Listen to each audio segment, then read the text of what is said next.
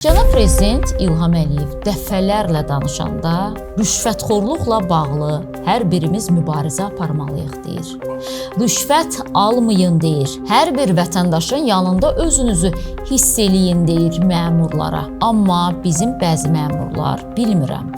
Ya yuyunanda qulaqlarını yaxşı yumurlar, ya qulaqlarında problem var, ya da ki özlərini, necə deyərlər, karlığa qoyurlar və eşitmirlər deyilənləri. Bir tələbənin bugün nə qazancı var ki, siz ondan qiymət yazılması üçün pul tələb eləyəsiniz.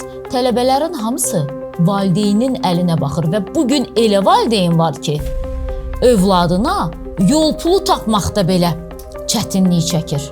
Siz tələbə ilə işləyirsinizsə, siz yəqin ki, görmüsünüz. Ayaqqabısı cırıq olan tələbəni də, ac olanda bir dönər alıb yeməyə pulu olmayan tələbəni də yəqin ki, görmüsünüz. Çünki tələbənin adı üstündədir. Bu adam tələbədir. Amma görə bu qədər də görməzdən gəlməyi seçmisiniz və sonra da bu şəkildə də işdən sizi ayırırlar. Amma çox gülməli bir açıqlamaydı bu açıqlamanı verən Cəlal Qardaşov. Bir müəllimi bununla bağlı işdən çıxarmaq olmaz ki, tələbənin qiymətini zamanında deməyib və yaxud da ki, gecikdirib deyib. Bu yerdə bir söz demək istəyirəm. Gedin, özünüzü ələ salın.